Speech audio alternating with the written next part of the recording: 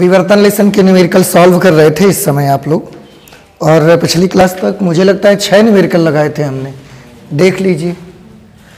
ठीक है, तो पिछली क्लास में अगर 6 न्यूमेरिकल तक हो गए थे आपके, आज 7th नंबर न्यूमेरिकल सॉल्व करेंगे। जैसे कि आपको पहले भी बताया था कि विवर्तन में ज़्यादा न्यूमेरिकल्स नहीं हैं, तो आज इसके कंप्लीट कर लेंगे। ठीक है, चलिए देखते हैं। मैं पढ़ रहा हूँ, आप भी ध्यान से सुनिएगा, फॉर्मूले आपको मालूम ही है।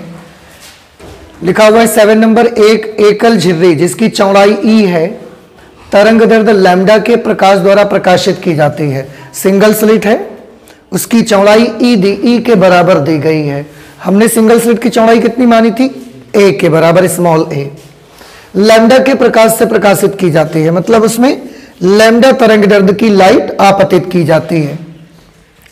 पहला जो निम्निष्ठ आपको मिलता है वो 60 डिग्री के विवर्तन कोण पर प्राप्त होता है। तो आपको यह पता लगाना है कि ई का मान क्या होगा। देखो, ऐसे क्वेश्चन ऑप्शनल क्वेश्चंस में आपको मिलते हैं, ठीक है ना। जो वैकल्पिक प्रश्न मिलते हैं ना फिजिक्स में, उसमें इस तरीके के क्वेश्चन आते हैं। तो कैसे आप करेंगे इसको थोड़ा ध्यान से देखिएगा। आपको याद होगा निम्निष्ठ की स्थितियों के लिए एक फॉर्मूला बनाया गया था। निम्निष्ठों की स्थितियों के लिए, निम्निष्ठों की स्थितियों के लिए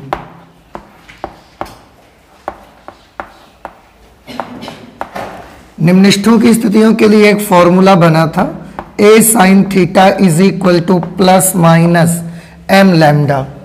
याद आया कुछ आपको? ये इंट्रोडक्शन में भी आपको बताया जा रहा था। A sine theta is equal to plus minus M lambda.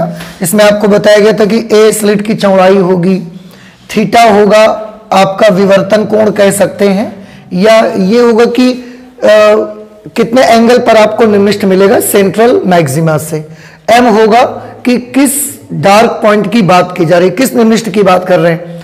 क्या दूसरा डार्क पॉइंट है after central, third dark point after central, उसकी जगह एम की जगह वो नंबर लिखा जाएगा। अगर सेकेंड मिनिमा होगा सेंट्रल ब्राइट से, तो हम एम की जगह 2 लिखेंगे। थर्ड मिनिमा के लिए एम की जगह 3 लिखेंगे। फोर्थ मिनिमा के लिए एम की जगह 4 लिखेंगे। इस तरीके से लैम्डा तो लाइट की तरंग दैर्ध्य होगी जो लाइट आप यूज कर रहे हैं। तो A sine theta is equal to plus minus M lambda. अब एक स्लिट की चौड़ाई है, यहां पर स्लिट की चौड़ाई ई के बराबर दी गई है। साइन विवर्तन कोण दिया गया है 60 डिग्री, प्लस माइनस एम। आप ये देखिए कौन से निम्निष्ठ की बात हो रही है? प्रथम निम्निष्ठ की बात हो रही है, फर्स्ट मिनिमा पॉइंट। तो अब आप देखिए एम की जगह पर क्या लिखना चाहिए, फिर मुझे 1 लिखना चाहिए। और लैम्डा के बारे में कोई वैसी वैल्यू नहीं पता है, उन्होंने लैम्डा ही प्रकाश की तरंग दैर्ध्य दी है। अब आपको तो स्लिट की चौड़ाई पता लगानी है, मतलब ई का मान। तो ई की जगह ही लिखा, साइन 60 की जगह लिख देते हैं √3/2 is equal to plus minus lambda. E का मान निकालना है, तो ये ऊपर चला जाएगा, नीचे आ जाएगा। ई की वैल्यू आ जाएगी प्लस माइनस 2 लैम्डा अपॉन √3। ये स्लिट की चौड़ाई आपको मिल जाएगी 2 लैम्डा अपॉन √3। बात समझ में आया?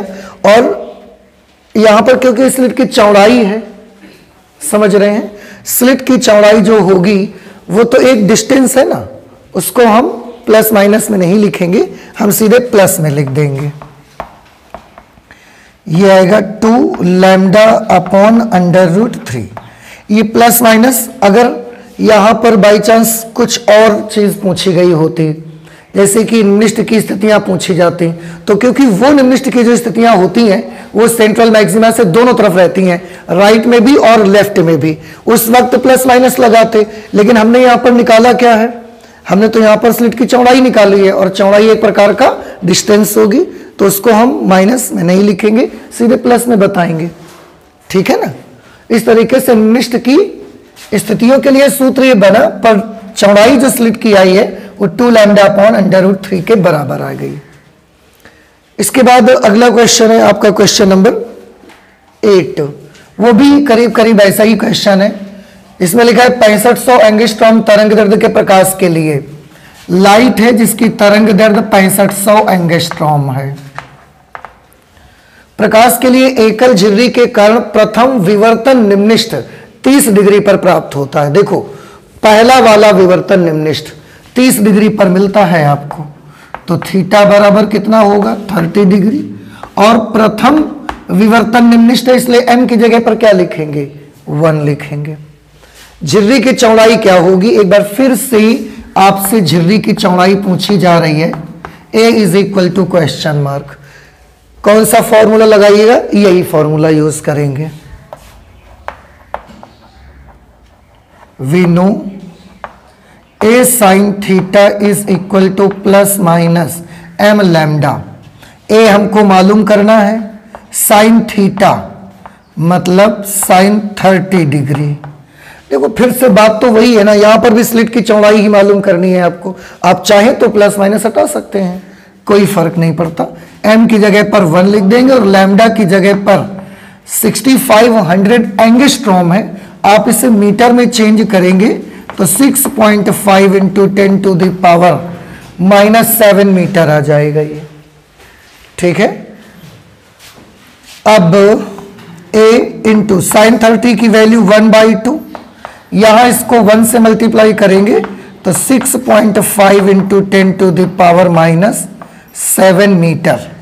ये दो इधर भाग में उधर जाके गुणा में आ जाएगा, तो a बराबर आ जाएगा 2 पंचे 10, 2 छंग 12 और 1 13।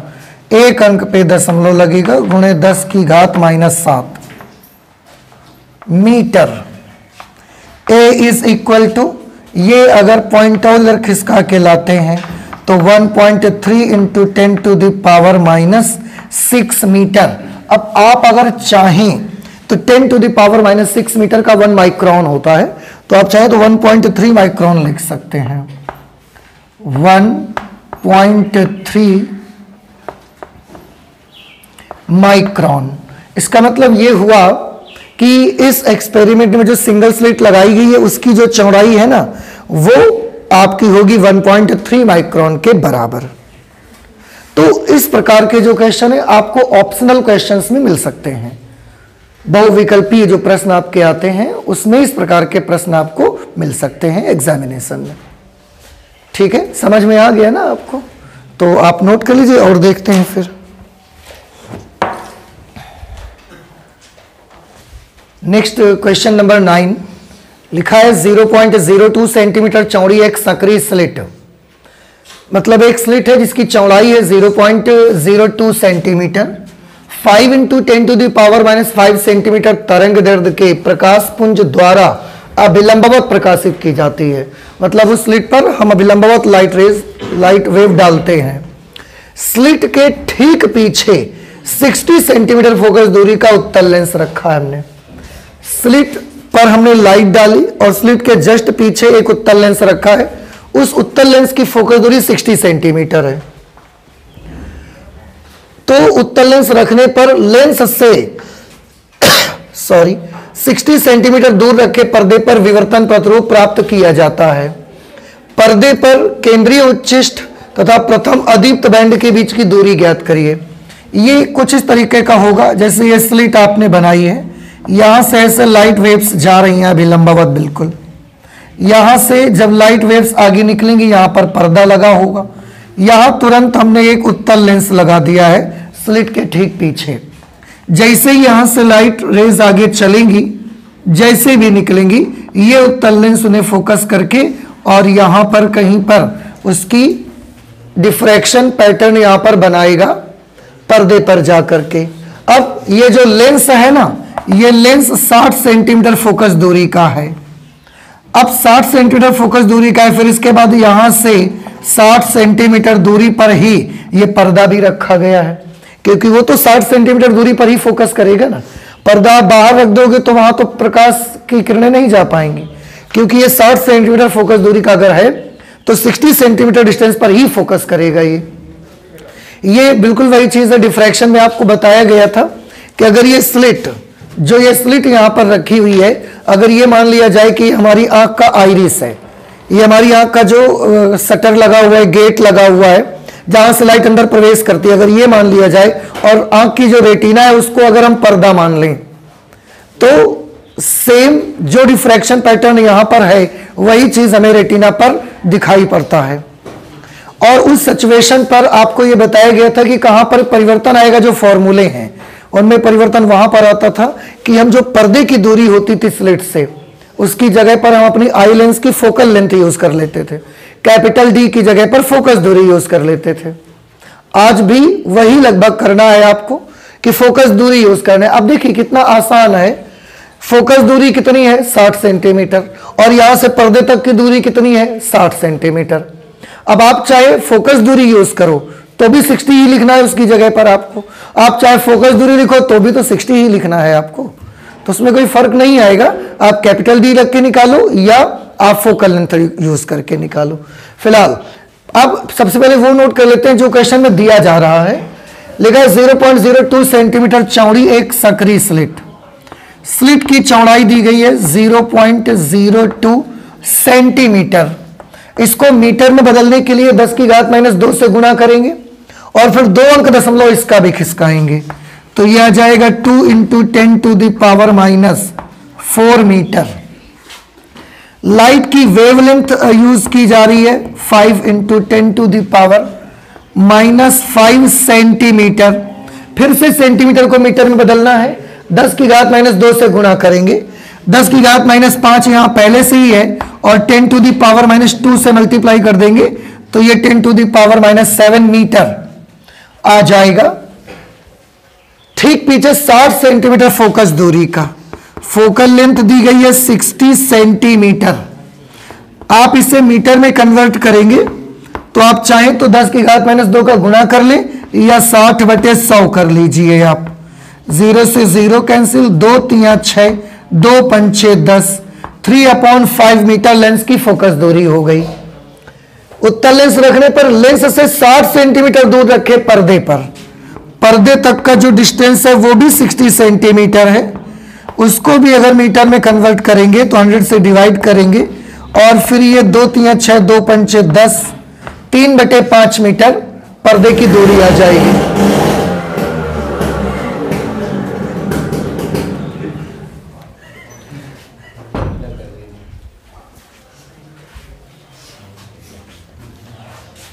विवर्तन प्रतिरूप प्राप्त किया जाता है। पर्दे पर केंद्रीय उच्चिष्ठ तथा प्रथम अदीप्त बैंड के बीच की दूरी ज्ञात करिए। पर्दे पर केंद्रीय उच्चिष्ठ, देखो बेटा यहां पर कहीं पर सेंट्रल ब्राइट बनेगा, सेंट्रल मैक्सिमा, और यहां कहीं पर बनेगा फर्स्ट डार्क पॉइंट, P मान लिया। अब आपको क्या करना है, केंद्रीय उच्चिष्ठ तथा प्रथम अदीप्त बैंड के बीच की दूरी ज्ञात करनी है। यह अगर केंद्रीय उच्चिष्ठ है और यह प्रथम अदीप्त बैंड है तो इनके बीच का डिस्टेंस आपको मालूम करना है। समझ में आया? क्या डिस्टेंस होती है बताइए। ये दूरी मालूम करनी है, मतलब आपको हाइट पता लगानी है, रेखीय ऊंचाई। आपको याद है क्या सूत्र होता था पहले? निम्नलिखित की कोणीय ऊंचाई कितनी होती है? λ/a। और अगर आपको ये हाइट पता लगानी है तो उसके साथ f से मल्टीप्लाई कर लेंगे। तो हमको पता लगाना है पर्दे पर केंद्रीय उच्चिष्ठ और प्रथम अदीप्त बैंड के बीच की दूरी। यहां पर लिख लेंगे पर्दे पर केंद्रीय उच्चिष्ठ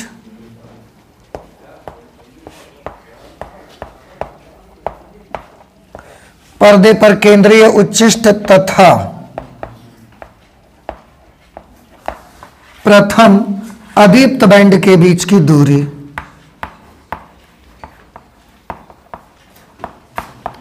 प्रथम अदीप्त बैंड के बीच की दूरी, ठीक है। क्या बताया गया उसके लिए फॉर्मूला? λ/a × f हम यूज कर लेंगे। अगर d भी लिखेंगे f की जगह तो भी वो सही रहेगा। लैम्डा की वैल्यू है 5 × 10⁻⁷। फोकल लेंथ जो दी गई है वो है 3/5 मीटर, तो 3/5। a की वैल्यू स्लिट की चौड़ाई है 2 × 10⁻⁴, तो 2 × 10⁻⁴। देखो 5 से ये 5 कैंसल हो गया, 2 से 3 को डिवाइड करेंगे 1.5 आएगा, पावर ये ऊपर जाएगी तो +4 -7 +4 -3 दे देगा। इस तरह से बेटा ये वैल्यू मिलेगी आपको 1.5 इंटू 10 टू द पावर -3। देखो भैया 2 का 3 में भाग दिया 1.5, इसको ऊपर ले गए +4, तो -7 + 4 -3 आ गया, इतने मीटर। अब 1.5 into 10 to the power -3 metre, इसका मतलब है ये 10 टू द पावर -3 मीटर का क्या बन जाएगा, 1 मिलीमीटर। तो उस तरीके से ये बन जाएगा 1.5 मिलीमीटर। इसका मतलब है पहला जो केंद्रीय दीप्त फ्रिंज होगी यहां पर, या सेंट्रल ब्राइट जिसको आप कहते हैं, वहां से लेकर के और पहले अदीप्त बैंड तक की जो डिस्टेंस आएगी वो 1.5 मिलीमीटर के बराबर आएगी। ठीक है, तो इस तरह से ये हमने कर लिया क्वेश्चन नंबर 9। कुछ समझ में आया आपको? नहीं समझ में आया? ध्यान भी आया होगा। फिलहाल ये चीज बताई गई थी कि डिफ्रैक्शन पैटर्न में अगर आप कंपेयर करेंगे कि हमारी आईज से, तो हमारी आईज का जो ये जहां से लाइट अंतर एंटर करती है जिसको आप प्यूपिल कहते हैं, तो वो प्यूपिल्स को आप अगर स्लिट मान लें और जहां पर इमेज बनती है जाके हमारी आंख में जिसको रेटिना बोलते हैं, उसको अगर पर्दा मान लें तो सेम यही चीज वहां पर आ जाती है। उस समय अगर आपको ये हाइट या डिस्टेंस मालूम करनी है तो इनके साथ में एंगुलर डिस्टेंस के साथ में, एंगुलर विड्थ के साथ में आपको लेंस की फोकस दूरी का यूज कर लेना है। बस इतना सा आपको करना है। समझ आ रहा है आपको? और यहां पर अगर आप कैपिटल डी भी लिख लेते ना तो भी कोई प्रॉब्लम नहीं था, क्योंकि एफ का मान अगर 60 सेंटीमीटर है तो कैपिटल डी की वैल्यू भी तो 60 ही सेंटीमीटर है, अलग नहीं है। तो दोनों तरह से वो सही ही आता आपका। ठीक, चलिए इसके बाद कर लेते हैं क्वेश्चन नंबर 10। लिखा एक समांतर प्रकाश पुंज जिसकी तरंग दैर्ध्य 5890 एंगस्ट्रॉम है। तरंग दैर्ध्य 5890 एंगस्ट्रॉम, मीटर में कन्वर्ट करेंगे तो 5.89 into 10 to the power -7 metre. 0.2 millimetre चौड़ाई की स्लिट पर, स्लिट की चौड़ाई है 0.2 मिलीमीटर। मीटर में बदलने के लिए किसका गुणा करेंगे आप? 10 की घात -3 और फिर एक अंक दशमलव भी ले जाएंगे उधर, तो सीधे सीधे ये बना लेंगे 2 into 10 to the power -4 metre. अभिलंबवत गिरता है। विवर्तन प्रतिरूप स्लिट के ठीक पीछे 50 सेंटीमीटर फोकस दूरी वाले उत्तल लेंस, फोकस दूरी उत्तल लेंस की दी गई है 50 सेंटीमीटर। 50 सेंटीमीटर को हम लिख सकते हैं 1/2 मीटर। 50 सेंटीमीटर का आधा मीटर होता है ना, तो 1/2 मीटर उत्तल लेंस के फोकस तल पर स्थित पर्दे पर प्राप्त किया जाता है। अब देखिए 50 सेंटीमीटर फोकस दूरी है उत्तल लेंस की, तो फोकस तल कितनी दूर होगा? 50 सेंटीमीटर पर। वहां पर जो प्लेन होगा वो फोकस तल कहलाएगा और उसी जगह पर पर्दा रखा हुआ है। तो आप चाहें तो कैपिटल डी को भी 50 सेंटीमीटर ही लिख सकते हैं, 1/2 मीटर। लेंस के फोकस तल पर पर्दा रखा हुआ है और लेंस का फोकस दूरी है 50 सेंटीमीटर। इसका मतलब है लेंस से 50 सेंटीमीटर पर पर्दा लगा हुआ है। जैसे हमारी आंख पे भी, आंख का जो हमारी आंख में एक लेंस लगा हुआ है, आई लेंस, कॉन्वेक्स लेंस है, उसकी जो भी फोकस दूरी है उसकी फोकस दूरी के बराबर दूरी पर ही रेटिना है। लगभग करीब करीब 2.5 सेंटीमीटर का आई बॉल होता है उसका, तो 2.5 सेंटीमीटर लगभग उसकी फोकस दूरी भी होती है, 2.5 सेंटीमीटर के करीब करीब। तो अगर फोकस दूरी 2.5 है हमारी आई लेंस की, तो आई लेंस से और रेटिना तक का डिस्टेंस भी 2.5 सेंटीमीटर है और तभी वहीं पर जाके इमेज बन जाता है। अब आप सोचिए लेंस की फोकल लेंथ होती 2.5 और आई बॉल का जो डायमीटर हो गया वो 5 सेंटीमीटर का है, तो आई बॉल तो पीछे निकल गया ना, इमेज तो पहले ही बन रही है तो साफ दिखती नहीं हमको, रेटिना पर इमेज नहीं बनती। वही चीज इसमें है कि जितनी फोकस दूरी का लेंस लगा हुआ है उतनी डिस्टेंस पर हमने पर्दा भी रखा है, तभी इमेज हमको दिखेगी साफ। आगे उत्तल लेंस के फोकस तल पर से पर्दे पर प्राप्त किया जाता है। केंद्रीय उच्चिष्ट के दोनों ओर प्रथम निम्निष्ठों के बीच की दूरी ज्ञात करिए। ये जो केंद्रीय उच्चिष्ट बाई चांस इसी चित्र में अगर आप समझ लें, और ये सेंट्रल ब्राइट है, तो इसके दोनों ओर इधर भी और इधर भी प्रथम निम्निष्ठों के बीच की दूरी ज्ञात करिए। केंद्रीय उच्चिष्ट के दोनों ओर जो पहले निम्निष्ठ मिलेंगे उनके बीच का डिस्टेंस पता लगाना है। और आप थोड़ा सा याद करिए, ये तो बउआ केंद्रीय उच्चिष्ट की चौड़ाई पूछी जा रही है। भाई केंद्रीय उच्चिष्ट कब तक ब्राइट है? जब तक डार्क नहीं आ जाता। इधर भी डार्क आ गया, इधर भी डार्क आ गया, तो ये टोटल डिस्टेंस क्या होगी? केंद्रीय उच्चिष्ट की रेखीय चौड़ाई हमसे पूछी जा रही है। बस इतना सा आपको करना है। केंद्रीय उच्चिष्ट की कोणीय चौड़ाई कितनी होती है? 2 लैम्डा अपॉन ए। तो रेखीय चौड़ाई कितनी आएगी? उसमें एफ से मल्टीप्लाई करवा देंगे बस। तो यहां पर जो लिखा है उसमें लिखेंगे केंद्रीय उच्चिष्ट के दोनों ओर, केंद्रीय उच्चिष्ट के दोनों ओर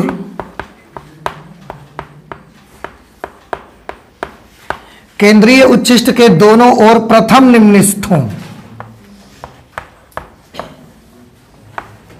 केंद्रीय उच्चिष्ट के दोनों ओर प्रथम निम्नस्थों के बीच की दूरी, प्रथम निम्नस्थों के बीच की दूरी वो मैंने बताई 2 लैम्डा अपॉन ए इंटू एफ आप कर सकते हैं।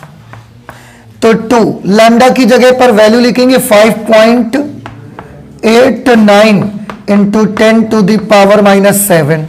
ए की जगह पर वैल्यू आएगी 2 इंटू 10 टू द पावर -4 और एफ की जगह पर आएगा आधा मीटर यानी कि 1/2 मीटर। देखो बेटा 2 से आप इस 2 को कैंसिल कर दीजिए, बाकी इस 2 से फिर इसको कैंसिल करिए तो 2 दूना 4, 1 2 से 9 बार में कटेगा 18, फिर 2 चौके 8, 2 पंचे 10 गुणे 10 की घात -3 मीटर। कैसे? ये ऊपर जाके +4 हो जाएगा ना, तो -7 + 4 -3 आ जाएगा। और इतने मीटर का तो 1 मिलीमीटर होता है, तो 2.945 मिलीमीटर। इसका मतलब है केंद्रीय उच्चिष्ट के दोनों ओर प्रथम निम्नस्थों के बीच की जो दूरी मिलेगी आपको वो मिलेगी 2.945 मिलीमीटर। ठीक है, तो ये केंद्रीय उच्चिष्ट की रेखीय चौड़ाई है, linear width of central maxima. और केंद्रीय उच्चिष्ट की कोणीय चौड़ाई के लिए क्या लगाते हैं? 2 लैम्डा अपॉन ए, सिंपल। उसमें फिर हम एफ नहीं लिखते। रेखीय में अगर आपको कोणीय चौड़ाई के बारे में मालूम है ना, तो फिर आप उसमें एफ से या डी से, अगर एफ है तो एफ से, लेंस वगैरह लगाए तो एफ से मल्टीप्लाई कर लो, और अगर पर्दे की डिस्टेंस दी गई तो डी से मल्टीप्लाई कर लो, वो रेखीय में कन्वर्ट हो जाएगा। कुछ बात समझ आ रही है हमारी आपको? तो इस तरह से आप ये करेंगे। अभी देखिए डिफ्रैक्शन पर बेस्ड अभी तक हम लोग 10 क्वेश्चन लगा लिए हैं और करीब करीब लगभग उन क्वेश्चंस का सारा पैटर्न एक जैसा ही है। तो अब हम चाहते हैं कि इस पर अब ज्यादा न्यूमेरिकल लगाने की आवश्यकता वैसे नहीं है हमको, तो यहीं से इसके न्यूमेरिकल्स हम रोक लेंगे। मतलब डिफ्रैक्शन ऑफ लाइट कंप्लीट हो गया हमारा। इसके बाद वैसे तो लेसन पोलराइजेशन मिलता है, लेकिन क्योंकि polarisation is not in our syllabus for 2022, तो हम उसको सॉल्व नहीं करेंगे, उसको थ्योरी भी नहीं पढ़ी है हम लोगों ने, है ना।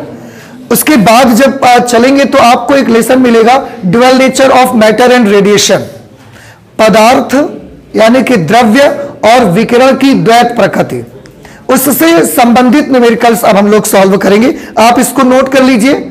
सबसे पहले उससे रिलेटेड जो भी न्यूमेरिकल्स हमारे हैं तो उनमें कौन से फॉर्मूले यूज होंगे, इस लेसन में कौन से फॉर्मूले दिए गए थे, उन पर बात करेंगे, उन पर डिस्कशन करेंगे और इसके बाद न्यूमेरिकल लगाना शुरू करेंगे। ठीक है, तो आप पहले नोट कर लें बेटा इसको, इसके बाद ही सॉल्व करते हैं। फिर हम पहले इंट्रोडक्शन देखेंगे, पहले फॉर्मूला लग, उसके सब चेक करेंगे कौन कौन से फॉर्मूले यूज होंगे उसमें। ठीक है, नोट करिए जल्दी से। Dual nature of radiation and matter. Radiation और मैटर का द्वैत प्रकृति आपने पढ़ी है। रेडिएशन मैटर यानी कि द्रव्य और विकिरण की द्वैत प्रकृति। आपने इस लेसन में फाइनली एक रिजल्ट निकाला था कि जैसे कि आपको पहले से ही पता है कि हमारी पूरी जो यूनिवर्स है, पूरी दुनिया है, दो ही चीजों से मिलकर बनी है, एक तो पदार्थ और दूसरा विकिरण, रेडिएशन। तो ये जो मटेरियल है और रेडिएशन है, उसके पहले तक हम माना करते थे कि ये दोनों ही अलग अलग चीजें हैं। बाद में जब ये लेसन हमने पढ़ा, इसके कुछ एक्सपेरिमेंट्स हुए, तो हमको पता लगा कि रेडिएशन एंड मैटर यानी कि विकिरण, एनर्जी और जो पदार्थ होते हैं वो अलग अलग चीजें नहीं है, बल्कि एक ही चीज है। या हम यूं कह सकते हैं कि पदार्थ में भी दो प्रकार के नेचर हैं, पार्टिकल नेचर भी है और रेडिएशन नेचर भी है। इसी प्रकार भी रेडिएशन में रेडिएशन नेचर तो है पर उसके पास पार्टिकल नेचर भी है। ठीक है, अच्छा, इस पर बेस्ड हम लोगों को क्योंकि न्यूमेरिकल सॉल्व करना है तो थ्योरी पर हम ज्यादा वक्त नहीं बिताएंगे। थ्योरी अगर आपको समझनी है तो एक बार फिर से इस लेसन की जब थ्योरी पढ़ाई गई है वो वीडियो आप उठा के देख सकते हैं, वहां पर पूरी थ्योरी डिटेल आपको बताई गई है। हम सिर्फ चर्चा करेंगे इस लेसन में कौन से फॉर्मूले यूज होने हैं, इसके जो न्यूमेरिकल्स हम लोग लगाने वाले हैं उसमें से कौन कौन से फॉर्मूले यूज हो सकते हैं, और उन फॉर्मूले में जो सिंबल्स यूज हो रहे हैं।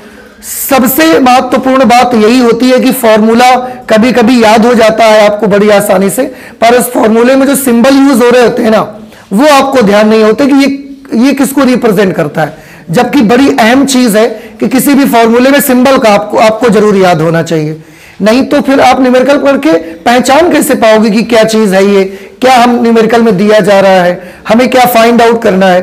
तो जब भी आप न्यूमेरिकल, तभी आप देखें एग्जामिनेशन में कभी कभी 1 या 2 मार्क्स पे क्वेश्चन ऐसे आते हैं जिनमें सीधे लिखा होता है, किसी फॉर्मूले को ही पूछ लेते हैं कि इस सूत्र को बताइए और उसमें प्रयुक्त संकेतों के अर्थ स्पष्ट कीजिए। तो जब भी आप फॉर्मूले को बताएं उसमें जो सिंबल्स यूज हो रहे हैं उनके बारे में भी आप डिस्कशन जरूर कर दें, लिख दें वहां नीचे, ये सबसे उचित तरीका है अगर फॉर्मूला पूछा जाता है कभी तो। फिलहाल शुरू करते हैं। सबसे पहले आपने देखा कि प्रकाश वैद्युत प्रभाव, इसमें हमने एक इफेक्ट पढ़ा था पीईई, फोटो इलेक्ट्रिक इफेक्ट। इसमें हमने देखा कि अगर किसी धातु के पृष्ठ पर लाइट डाली जाती है, धातु के पृष्ठ पर लाइट डाली जाती है तो उससे इलेक्ट्रॉन निकलना शुरू हो जाते हैं। इस प्रभाव को बोला गया था प्रकाश वैद्युत प्रभाव। जो इलेक्ट्रॉन निकल रहे होते हैं उनको बोला गया था प्रकाश इलेक्ट्रॉन, फोटो इलेक्ट्रॉन्स कहा गया उन्हें। और इलेक्ट्रॉन के निकलने से अगर हमने एक सर्किट बना रखा है, धारा बहती है, तो हम उस करंट को बोलते हैं फोटो इलेक्ट्रिक करंट, प्रकाश वैद्युत धारा उसको बोलते हैं। अब धातु के पृष्ठ पर धातु के पृष्ठ पर लाइट डालेंगे और वहां से इलेक्ट्रॉन बाहर निकलते हैं। तो जो इलेक्ट्रॉन बाहर निकलते हैं उन इलेक्ट्रॉनों में से सबसे ज्यादा गतिज ऊर्जा वाले जो इलेक्ट्रॉन होंगे उनकी गतिज ऊर्जा का सबसे पहले तो एक फॉर्मूला बना। उनकी गतिज ऊर्जा का फॉर्मूला बनेगा, सबसे पहला फॉर्मूला क्या मैंने बताया आपको, एक धातु के पृष्ठ पर हमने लाइट डाली, लाइट डालने से उसमें इलेक्ट्रॉन छिटक के बाहर आना स्टार्ट हो गए। अब उन इलेक्ट्रॉन्स में सबकी काइनेटिक एनर्जी एक जैसी नहीं रहती है, किसी की काइनेटिक एनर्जी थोड़ी ज्यादा रहेगी और किसी की काइनेटिक एनर्जी थोड़ी सी कम रहेगी। हम बात कर रहे हैं उस वाले इलेक्ट्रॉन की जिसकी काइनेटिक एनर्जी सबसे ज्यादा होगी, जिसकी गतिज ऊर्जा सबसे ज्यादा होगी। तो कितनी होती है उसकी गतिज ऊर्जा के लिए एक फॉर्मूला, एक सिंबल बनाया हमने, E K is equal to E V naught. सबसे पहले इस फॉर्मूले से स्टार्ट करते हैं हम। यहां पर ई के क्या है, धातु के या प्रकाश इलेक्ट्रॉनों की अधिकतम गतिज ऊर्जा, इसको आप क्या बोल सकते हैं, ई के। यह प्रकाश इलेक्ट्रॉनों की अधिकतम गतिज ऊर्जा, प्रकाश इलेक्ट्रॉनों की, प्रकाश इलेक्ट्रॉन कौन से, जो धातु के पृष्ठ से लाइट डालने की वजह से निकल रहे हैं, प्रकाश इलेक्ट्रॉनों की अधिकतम गतिज ऊर्जा, अधिकतम गतिज ऊर्जा। ई के बारे में जानते हो, मुझे नहीं लगता बताना चाहिए मुझे। ई इलेक्ट्रॉन का आवेश है 1.6 इंटू 10 टू द पावर -19 इसकी वैल्यू होती है। क्या आपको याद है वी नॉट यहां पर क्या चीज है, बताओ, नहीं याद है, 10 दिन बाद पेपर है और आपको वी नॉट पता नहीं है, तो तैयारी क्या कर रहे हो आप। वी नॉट है निरोधी विभव,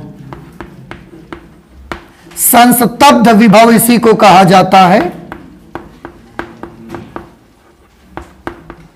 भाई मेहनत करते रहिए। देखिए हमारे यहां रोज रोज कहने से कुछ नहीं होता। देखिए हम आपसे कहें और आप उस पर अमल करें, तभी तो हमारे कहने और आपके सुनने का दोनों का मतलब सार्थक होता है, नहीं तो फिर तो उसका कोई मतलब ही नहीं निकलता है। मैं रोज यहां पर आपको बताऊं, आप सुन लीजिए और इसके बाद बाहर जैसे जाओगे कहोगे हटाओ, इनका तो रोज का काम है कहना। ऐसा नहीं है, आप उसको सुनिए और उस पर अमल भी कीजिए, मेहनत लगातार करते रहिए भाई। देखिए उसी दिन का वेट मत करिए कि जब वो दिन आएगा उसी दिन पूरी किताब फाड़ेंगे हम, ऐसा नहीं होता यार, ऐसा नहीं होता। निरोधी विभव, संस्तब्ध विभव V नॉट। और आप जानते हैं, इससे में मुझे एक चीज याद आ रही है, जिससे कि मैं आपको रोज कहता रहता हूं ना, कुछ ना कुछ आपको बोलते रहता हूं, मेहनत करिए, ये है वो है। आप जानते हैं जो अच्छी चीजें होती ना, अच्छी नसीहत जैसे हम आपको देते रहते हैं, तो अच्छी नसीहतों का असर भी ना अब खत्म हो चुका है। और वो सिर्फ इस वजह से क्योंकि उसे बोलने वाला, देने वाला नसीहत और नसीहत सुनने वाला दोनों को ये लगता है कि ये चीज मेरे लिए नहीं है। जिस दिन आपको ये लगने लग जाए ना कि जो बोल रहा है और जो सुन रहा है दोनों को ये लगने लग जाए ना कि ये नसीहत मेरे लिए ही बोली गई है, उस दिन नसीहत देने वाले और सुनने वाले दोनों की मेहनत सार्थक होगी। फिलहाल निरोधी विभव V नॉट है, संस्थाब्ध विभव जिसे कट ऑफ पोटेंशियल भी बोलते हैं आपको ध्यान आ गया होगा फिलहाल। और अधिकतम गतिज ऊर्जा यहां से निकाली जा सकती है, जो इलेक्ट्रॉन मैक्सिमम काइनेटिक एनर्जी लेके निकलता है उसकी गतिज ऊर्जा आप यहां से निकाल सकते हैं। इसके बाद इसमें एक फॉर्मूला मिलता है कार्य फलन का, आपको ध्यान होगा। नेक्स्ट, जिसे आप अंग्रेजी में बोलते हैं वर्क फंक्शन। वर्क फंक्शन हो सकता है फाई या डब्ल्यू से आपने रिप्रेजेंट किया हो, आप फाई से भी रिप्रेजेंट कर सकते हैं, आप डब्ल्यू से भी रिप्रेजेंट कर सकते हैं। वर्क फंक्शन का फॉर्मूला बनाया गया एच न्यू नॉट। क्या होता है वर्क फंक्शन? जब किसी धातु के पृष्ठ पर हम धातु प्रकाश डालते हैं तो आपतित प्रकाश की वो न्यूनतम आवृत्ति, आपतित प्रकाश की वो न्यूनतम ऊर्जा, जिस ऊर्जा से पढ़ने से इलेक्ट्रॉन बाहर निकलना स्टार्ट हो जाता है, वो मिनिमम एनर्जी कि इतनी ऊर्जा डलेगी तो धातु के पृष्ठ से इलेक्ट्रॉन बाहर निकलेगा, इससे कम एनर्जी जाएगी तो इलेक्ट्रॉन बाहर नहीं आएगा। वो मिनिमम एनर्जी को उस धातु का वर्क फंक्शन बोलते हैं। अलग अलग मेटल के लिए इसकी वैल्यू अलग होती है। तो ये W ले लो या फाई ले लो, दोनों ही वर्क फंक्शन है। H की बारे में आपको याद होगा, H है प्लांक नियतांक। H क्या है? प्लांक नियतांक। न्यू नॉट क्या चीज है? वेरी गुड, न्यू नॉट है देहली आवृत्ति। देहली आवृत्ति, threshold frequency, cut off frequency जिसको आप बोला जाता है, संस्तब्ध आवृत्ति भी कहते हैं इसको। तो ये न्यू नॉट देहली आवृत्ति है। ये वर्क फंक्शन का फॉर्मूला हो गया। इसके बाद इसमें एक फॉर्मूला हमको पढ़ने को मिला था, Einstein's photo electric equation, Einstein की प्रकाश वैद्युत समीकरण।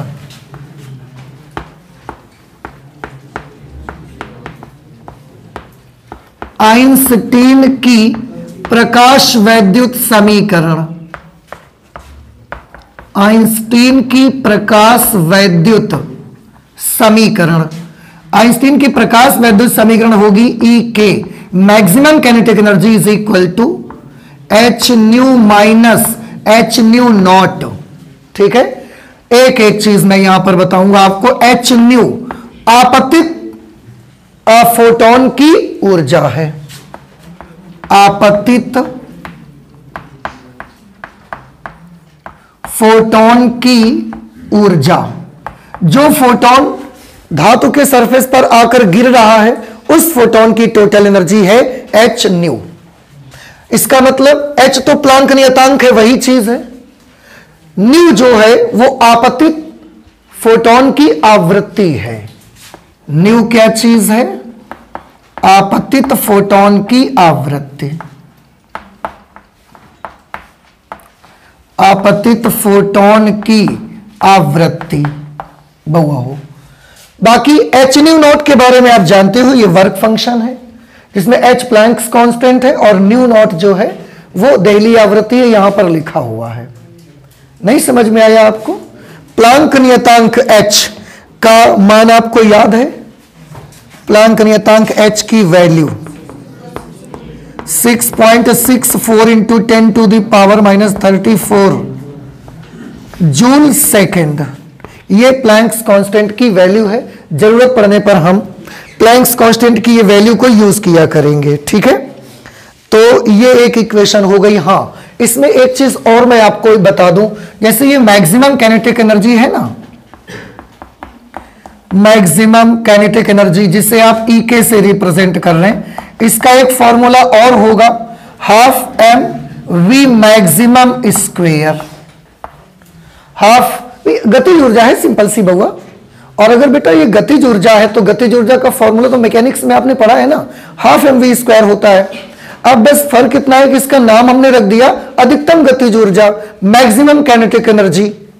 अगर ये मैक्सिमम काइनेटिक एनर्जी है तो हमको उसका वेग, इसका मतलब जितनी ज्यादा गतिज ऊर्जा होगी पार्टिकल का क्या ज्यादा होगा। Kinetic energy depend upon two things, its mass and its velocity. अगर काइनेटिक एनर्जी ज्यादा है इट मींस उसकी वेलोसिटी ज्यादा है, मास ज्यादा तो नहीं हो जाएगा ना। हमारा द्रव्यमान जितना है उतना ही रहेगा, हम तेज दौड़े या धीमे दौड़े। गतिज ऊर्जा ज्यादा है मतलब हमारा वेग ज्यादा है, तो मैक्सिमम काइनेटिक एनर्जी का मतलब वेग मैक्सिमम है उसका। तो आप जब चाहें EK की जगह ये यूज कर सकते हैं, ठीक है।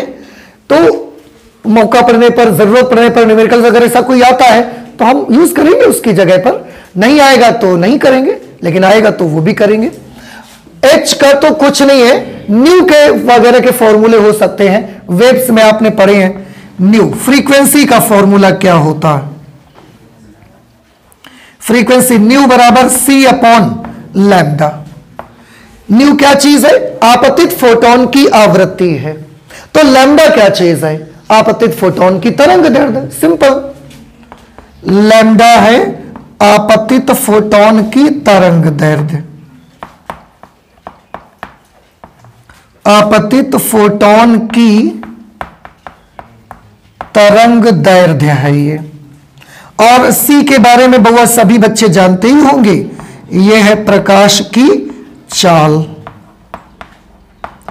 और इसकी वैल्यू होती है 3 × 10⁸ मीटर पर सेकेंड। इसी में एक न्यू नॉट आ रहा है, अगर इसी के अकॉर्डिंग न्यू नॉट की वैल्यू निकालना चाहेंगे, जिसे आप थ्रेशोल्ड फ्रीक्वेंसी बोलते हैं, थ्रेशोल्ड फ्रीक्वेंसी। न्यू नॉट का फॉर्मूला होगा C upon lambda naught. New not के बारे में मैं यहां लिख चुका हूं कि देहली आवृत्ति है धातु की, और लैम्डा नॉट क्या होगा, लैम्डा नॉट होगा धातु की देहली तरंग दैर्ध्य। देखो आपको आता है सारा कुछ, बस थोड़ा सा ना मुझे एक बार उसको रिमाइंड करा देना है। पर वक्त ऐसा ना, मौका ऐसा है, टाइम ऐसा है कि ये चीज मुझे नहीं रिवाइज करवानी चाहिए थी, ये सब आपको आना चाहिए था। धातु की देहली तरंग दैर्ध्य, देखो इसी बहाने ना फॉर्मूले जब आप पढ़ते हैं तो लेसन एक बार थोड़ा सा माइंड में आ जाता है, जरा उसकी जो छोटी छोटी चीजें रहती हैं। ओके, धातु की देहली तरंग दैर्ध्य, थ्रेशोल्ड वेवलेंथ इसको कहेंगे। तो ये आइंस्टीन के प्रकाश वैद्युत समीकरण से रिलेटेड जो भी जहां भी जरूरत पड़ेगी हम उसको यूज करेंगे, ठीक, उसमें कोई वो नहीं है। इसमें कभी कभी ऐसा भी जरूरत पड़ सकती है हमको, EK = hν माइनस, और ये वर्क फंक्शन है ना hν not, hν not work function होता है तो उसकी जगह फाई भी लिख सकते हैं। कभी कभी हो सकता है डायरेक्ट वर्क फंक्शन दिया जाए फिर उसको भी यूज करना पड़ जाए कभी आपको, तो आप इस तरीके से कर सकते हैं। ये हो गया। इसके बाद एक फॉर्मूला इसमें बहुत यूज हुआ करेगा, फोटोन के संवेग का फॉर्मूला, फोटोन का संवेग, फोटोन का संवेग।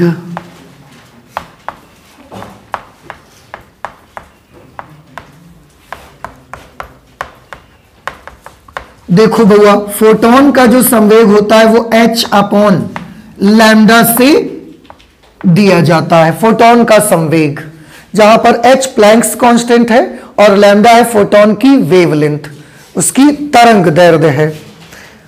तो इससे फोटोन के संवेग को हम फाइंड आउट किया करते हैं, याद आया आपको? तो ये हो गया फोटोन के संवेग के लिए कुछ चीजें।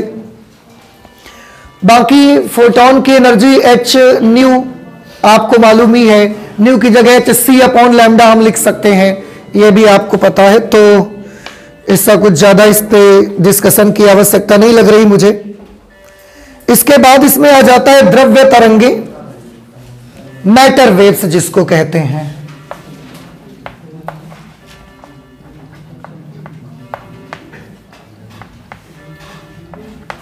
मैटर वेव्स, द्रव्य तरंगे, जिसमें आपको ध्यान होगा कि अगर कोई पार्टिकल, मटेरियल पार्टिकल, अगर कोई मटेरियल पार्टिकल को ऐसे आप फेंक देते हैं, वो चल पड़ता है ऐसे, तो इसके चारों तरफ तरंगों का एक गुच्छा अटैच हो जाता है, तरंगों का एक पैकेट अटैच हो जाता है।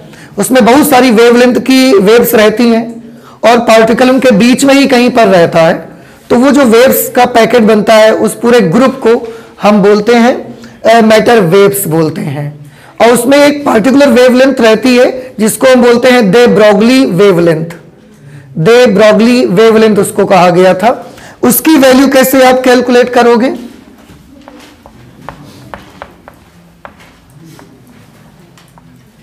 दे ब्रॉगली वेवलेंथ यानी कि दे ब्रॉगली तरंग दैर्ध्य। आपको ध्यान होगा दे ब्रॉगली तरंग दैर्ध्य फोटोन के फॉर्मूले से ही, जो फोटोन के लिए वेवलेंथ का सूत्र बना या मोमेंटम का बना, करीब करीब वहीं से हम निकाल के लाते हैं। और लैम्डा की वैल्यू यहां से क्या मिलेगी? H/P। बस फर्क इतना होगा क्योंकि ये मटेरियल पार्टिकल होगा, इसलिए इसमें संवेग का जो फॉर्मूला लगेगा वो m/v के बराबर लगा करेगा। इसमें संवेग के लिए जो फॉर्मूला यूज होगा वो m/v से यूज होगा, क्योंकि ये पदार्थ की बात कर रहे हैं और ये रेडिएशन के लिए था। रेडिएशन के लिए मोमेंटम का फॉर्मूला क्या था? Energy upon velocity. और इसमें मैटर में संवेग का सूत्र क्या होता है? द्रव्यमान गुणे वेग। ठीक, तो दे ब्रॉगली वेवलेंथ के लिए ये वाला फॉर्मूला हम यूज करेंगे। इसमें भी फिर एक एक्सपेरिमेंट किया गया कि अगर हम एक इलेक्ट्रॉन को, क्योंकि इलेक्ट्रॉन मटेरियल का सबसे छोटा रिप्रेजेंटेटिव है, अगर एक इलेक्ट्रॉन को दो, एक प्लस और एक माइनस प्लेट लगाएं, यानी कि विभवांतर आरोपित करें, और उस विभवांतर आरोपित करके इलेक्ट्रॉन को तेजी से दौड़ाते हैं, हम तेजी से दौड़ाएंगे तो उसमें कुछ संवेग आएगा। विभवांतर लगा दिया, इलेक्ट्रॉन को हमने तेजी से दौड़ाया, तो संवेग और उसकी गतिज ऊर्जा में एक रिलेशन बना। उससे एक फॉर्मूला यहां पर बनाया गया था जो कि H/P, संवेग और गतिज ऊर्जा में फॉर्मूला क्या होता है? P बराबर √2mk। तो √2mk। तो अगर किसी इलेक्ट्रॉन की गतिज ऊर्जा k है तो उससे संबद्ध दे ब्रॉगली वेवलेंथ का सूत्र ये बनेगा। ये कब लगाएंगे? यदि किसी इलेक्ट्रॉन की गतिज ऊर्जा k है।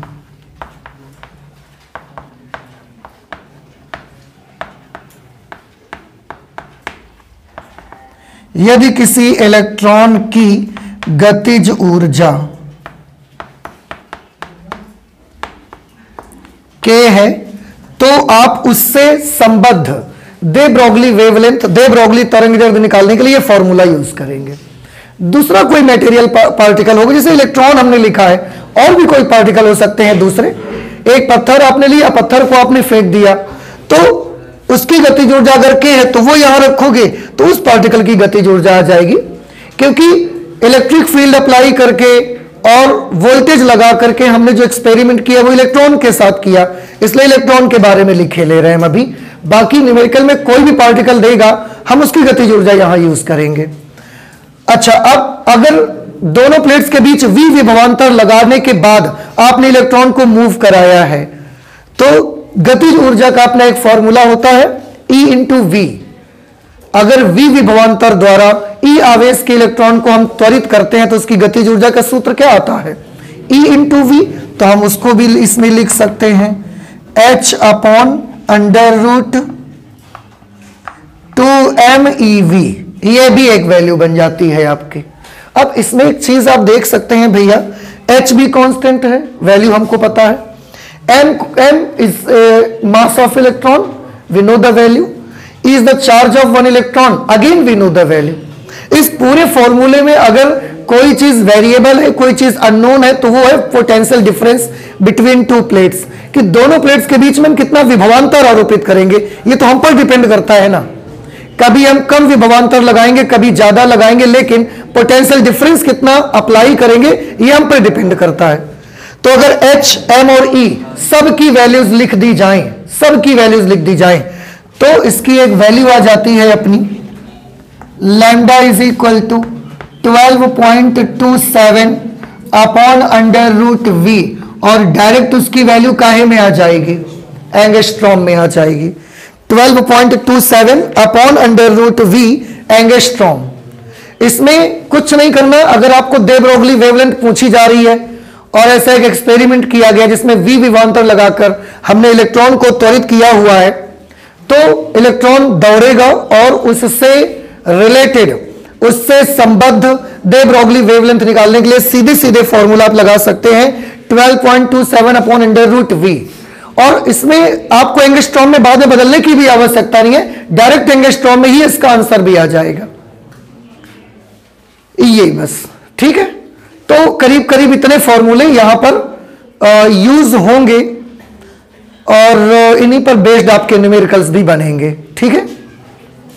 अगर कोई फॉर्मूला बाई चांस स्किप भी कर गए होंगे हम लोग, तो जब आप न्यूमेरिकल लगाएंगे उस वक्त हम आपको वो ध्यान दिला देंगे कि ये फॉर्मूला इस पे लगेगा, तो आप परेशान मत होइए। वैसे तो लगभग इतने फॉर्मूला से ही आपका काम बन जाएगा, लेकिन फिर भी अगर हम कोई फॉर्मूला, जैसे मैंने बोला, स्किप कर भी गए होंगे ना, तो जब हम न्यूमेरिकल सॉल्व करेंगे उस समय बता दिया करेंगे कि ये फॉर्मूला लगा लो इस पे, ठीक है ना।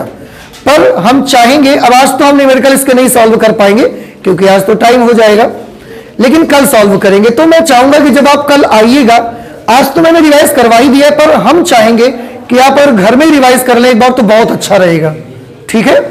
तो इस तरीके से कल हम लोग dual nature of matter and radiation के न्यूमेरिकल्स लगाना शुरू कर देंगे। आज हमने उसके फॉर्मूले आपके सामने बता दिए हैं, तो आप मेहनत जरूर करते रहें। देखिए एग्जाम की डेट काफी नजदीक है और देखिएगा समय पता नहीं चलता, बड़ी जल्दी से गुजर जाएगा, तो मेहनत जरूर करते रहें लगातार। ये वक्त नहीं है कि आप घरों में जब यहां से जाएं तो घूमे पूरा गांव, अपना पूरा शहर घूम रहे हैं, ये सब टाइम नहीं है आपके पास। सिर्फ और सिर्फ खाना वाना खाइए और इसके बाद एक ही काम आपका इस समय होना चाहिए और वो है पढ़ाई। अलग अलग सब्जेक्ट जिसमें लगता है कि इसमें थोड़ी वीकनेस है उसमें आप तैयारी करिए, ठीक है।